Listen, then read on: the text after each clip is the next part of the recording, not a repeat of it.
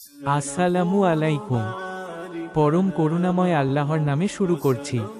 প্রিয় ভাই ও বোনেরা, আমরা প্রতিদিন না বুঝেই হাজার হাজার কথা বলি, কিন্তু আপনি কি জানেন, ইসলামে প্রয়োজন ছাড়া চুপ থাকা এবং নিজের জিহ্বাকে নিয়ন্ত্রণ করা কত বড় একটি ইবাদত। আল্লাহর রাসূল সাল্লাল্লাহু আলাইহি ওয়াসাল্লাম বলেছেন, যে চুপ থাকে সে মুক্তি পায়।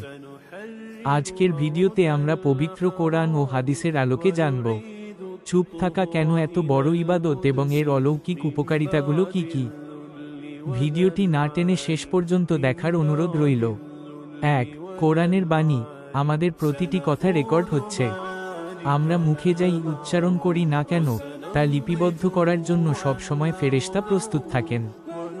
এই বিষয়ে মহান আল্লাহ তাআলা পবিত্র কোরআনের সূরা কাফের 18 নম্বর আয়াতে স্পষ্টভাবে বলেছেন, মানুষ যে কথাই উচ্চারণ করে তা সংরক্ষণ করার জন্য একজন সদা প্রস্তুত পর্যবেক্ষক ফেরেশতা তার সাথেই থাকে। তাই অহেতুক কথা বলে নিজের আমলনামায় গুনাহ বাড়ানোর চেয়ে চুপ থাকা অনেক উত্তম। 2. আল্লাহর নির্দেশ, উত্তম কথা বলা অথবা চুপ থাকা। আমাদের প্রিয় নবী হযরত মুহাম্মদ সাল্লাল্লাহু আলাইহি ওয়াসাল্লাম বুখারী ও মুসলিম শরীফের একটি বিখ্যাত হাদিসে নির্দেশ দিয়েছেন, যে ব্যক্তি আল্লাহ এবং শেষ বিচারের দিনের প্রতি ঈমান রাখে সে যেন ভালো কথা বলে, অন্যথায় সে যেন চুপ থাকে। এই হাদিস থেকে পরিষ্কার বোঝা যায়, মুমিনের বৈশিষ্ট্যই হলো অপ্রয়োজনীয় কথা না বলা। 3. চুপ থাকা জান্নাতে যাওয়ার সহজ উপায়। জিহ্বার অপব্যবহার মানুষকে সবচেয়ে বেশি জাহান্নামে নিয়ে যায়।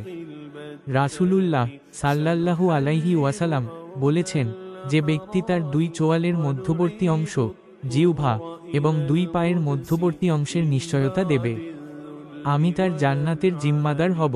সহিহ বুখারী। অর্থাৎ নিজের মুখকে নিয়ন্ত্রণে রাখলে জান্নাত পাওয়া কতটা সহজ হয়ে যায় তা এই হাদিস দ্বারা প্রমাণিত। 4. নীরবতা বা চুপ থাকার মানসিক ও সামাজিক উপকারিতা। ইসলামিক স্কলাররা বলেন, চুপ থাকা কেবল পরকালের জন্যই নয়, ইহকালেও মানুষের সম্মান বাড়িয়ে দেয়। যেমন 1. কম কথা বললে মানুষের মধ্যে ভুল বোঝাবুঝি ও ঝগড়াঝাটি কম হয়। চুপ থাকা মানুষকে বুদ্ধিমান ও গম্ভীর হিসেবে প্রকাশ করে।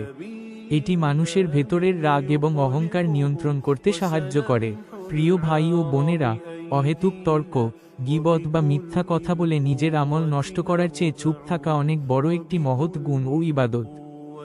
আসুন আমরা আমাদের জিহ্বাকে নিয়ন্ত্রণে রাখি এবং যতটুকু প্রয়োজন ঠিক ততটুকুই কথা বলি। আল্লাহ তাআলা আমাদের সবাইকে অপ্রয়োজনীয় কথা পরিহার করে নীরবতার মাধ্যমে ইবাদত করার তৌফিক দান করুন। আমিন।